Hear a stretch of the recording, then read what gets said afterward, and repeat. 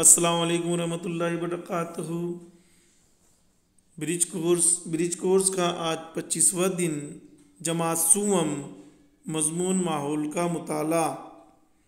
प्यारे बच्चों, आज हम मज़मून माहौल का मुताला में आओ बावर्ची खाना चले ये सबक पढ़ेंगे। बावर्ची खाने के ताल्लुक़ से मालूमात हासिल करेंगे।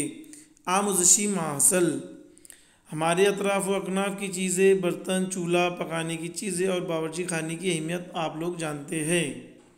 हम बावर्ची खाना किस लिए इस्तेमाल करते हैं आपको पता है।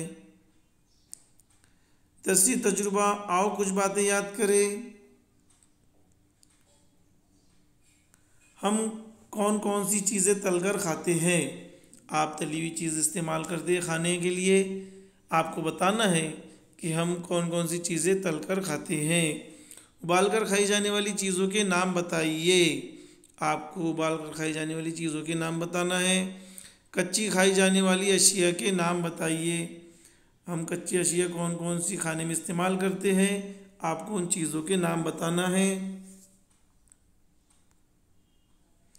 हस्ब ज़ैल तस्वीर का मुशाहिदा करें और तस्वीर पहचानें।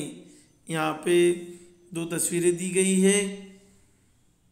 दो तस्वीरें हैं, ये तस्वीर आप देखकर समझ ही गए होंगे किन चीज़ों की तस्वीर है।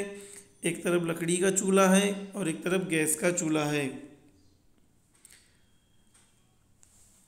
आज से चंद साल कबल लकड़ी के चूल्हे ज़्यादा इस्तेमाल किए जाते थे, मगर अब आज के दौर में गैस के चूल्हे ज़्यादा इस्तेमाल किए जाते हैं।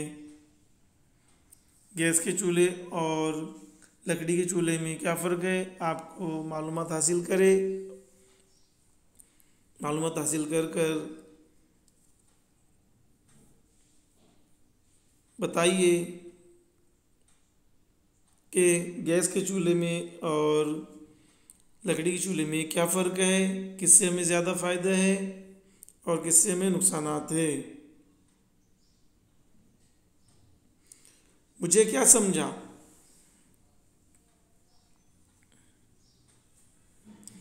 आप हरारत देकर पकाई जाने वाली ग़िज़ाई अशिया के बारे में जान गए होंगे। आपको मालूमात हासिल हुई है कि हरारत देकर कौन सी चीज़ें बनाई जाती है। आपको उन चीज़ों के नाम बताना है।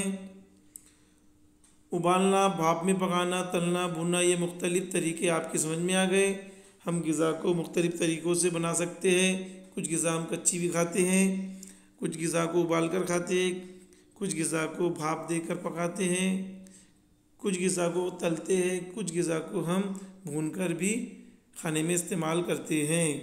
यह आपकी अच्छी तरह समझ में आ गया होगा। ज़रा बोले, उबाल कर खाई जाने वाली अशिया के नाम बताइए। आपको उबालकर खाई जाने वाली अशिया के नाम बताना है। ज़रा जहन चलाए, हम कौन कौन सी अशिया कच्ची खाते हैं। हमारी ग़िज़ा में हम कौन कौन सी चीज़ें कच्ची खाते हैं, ये आपको बताना है। मुझे मज़ीद मश्क करना पसंद आएगा। बावर्ची खाने में कोयले की अंगीठी इस्तेमाल करने से दीवारें काली पड़ गई, अब हमें क्या करना चाहिए।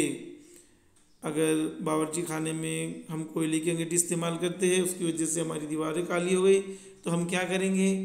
आप इस सरगर्मी को हल करने के लिए अपने सरपरस्त और वालिदैन की मदद ले सकते हैं।